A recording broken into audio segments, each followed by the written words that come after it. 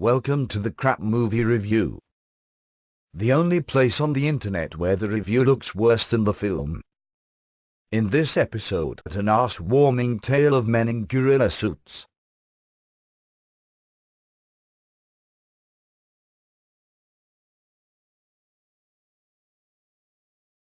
Our story opens at an all-American, clean-shaven 1950s milkshake parlor.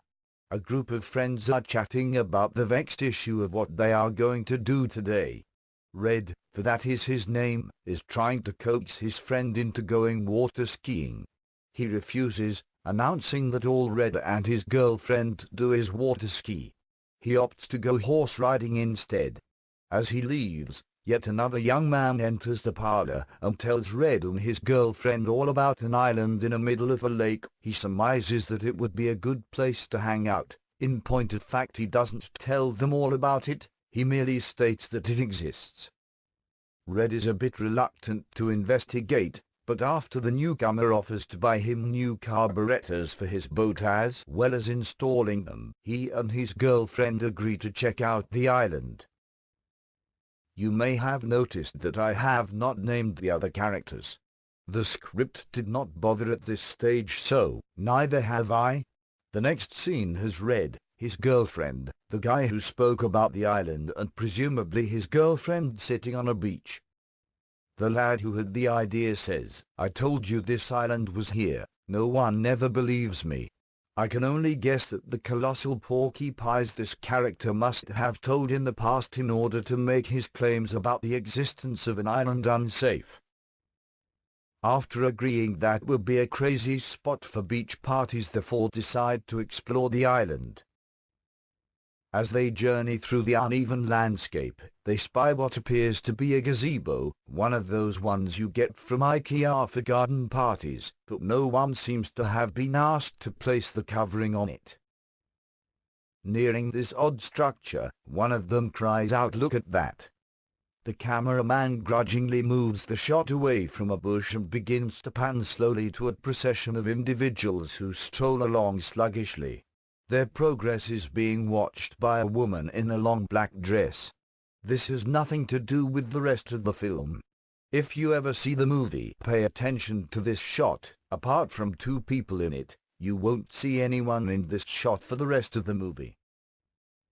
The woman spots them watching and the kids disperse. On returning to the beach, they find that their boat has gone. Oh dear.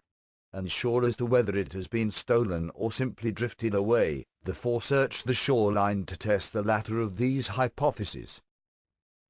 Their search proves fruitless. They cannot find the boat, nor a jetty nor a dock.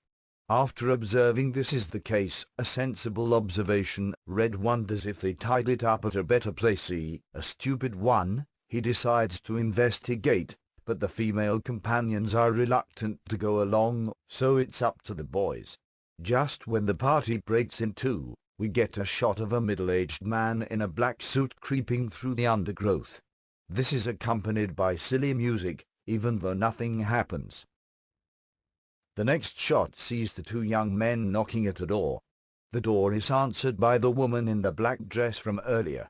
They ask her if she has seen their boat, but rather than saying no, she invites them in and offers them a soft drink. When asked again about the boat, Red explains that they had securely tied it but it has gone. The woman denies that she has seen it.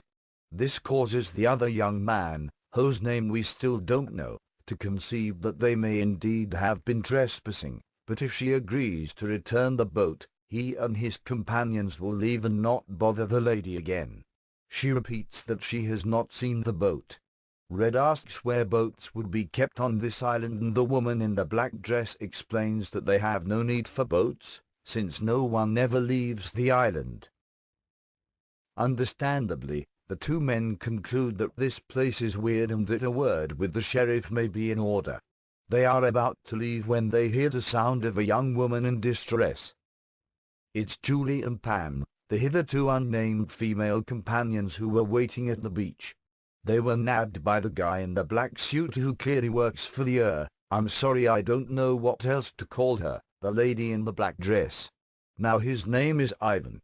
No Cold War paranoia in this film. After being careless enough to do as the woman in black tells them, the two young men end up in the same cage as the womenfolk. Ha ha. The woman in black assures them they will never leave, and that they will be used as subjects for cruel experiments. The girls cry, the men stand there looking stupid. Eventually, the boys come up with a daring escape plan, and they notice that the lock on their side of the cage is a bit damaged. The problem is all of their plans seem to include the possibility that the girls will be left alone for a bit. The reasons why they cannot all escape at once are never logically explored. It turns out that the woman in black is in the pay of a weapons corporation who have commissioned her to produce a gas that turns people into zombie slaves. Her employers pay her a visit to A, tell her to work fast, B, that one of their men was killed. It would appear that US intelligence is about to thwart her little game. The news is not well received, but there is at least time to show an experiment on what's clearly a guy in a gorilla suit before a scene where some military types seem to discuss the movie so far, and how many troops it will take to make it end. The kid from the start of the movie, the one who preferred horse riding to water skiing, is at the sheriff's office. He is concerned that his friends have not returned, and he and his girlfriend do such a good job of annoying the piss out of him that he agrees to go to the island to find out what's wrong. Actually, that's not true. The sheriff deals with the teens quite affably. It's me who is annoyed. Upon their arrival, the sheriff notices the woman in black, the corporate slobs, the guy in the gorilla suit. It's supposed to be a gorilla, but, you know, Ivan the mute zombie, the only one in the whole damn film, and Julie and Pam who are in the experimentation booth. The sheriff unexpectedly announces that he knew all along, and after some unkind remarks about homeless people, he tells the woman in black that he will have no more to do with her shenanigans. The corporate guys understand and helpfully shoot him.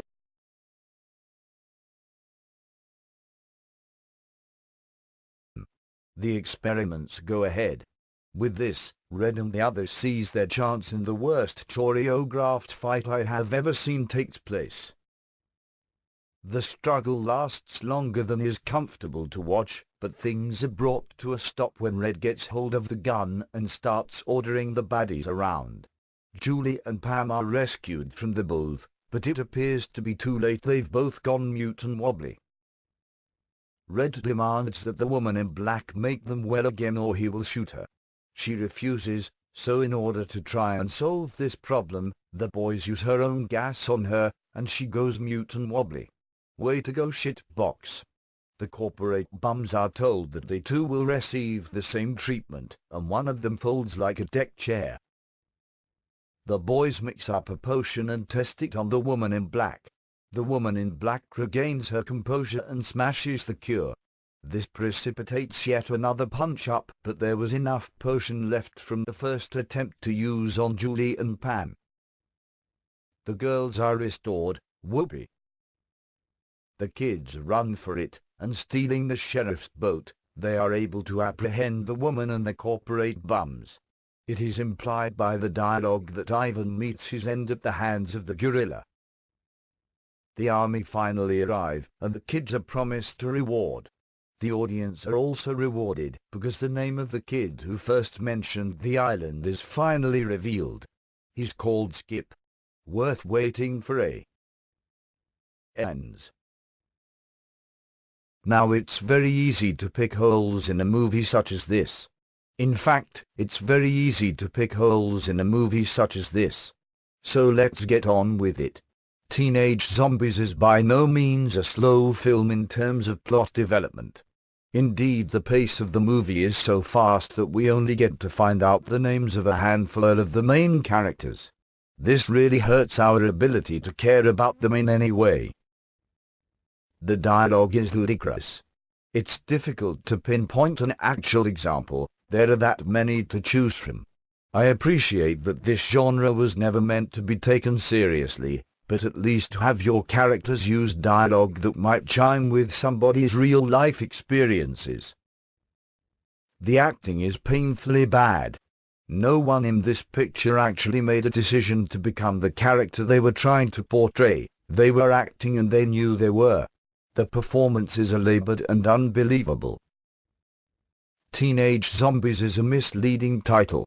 The one and only zombie who enjoys any significant screen time is well into his 40s.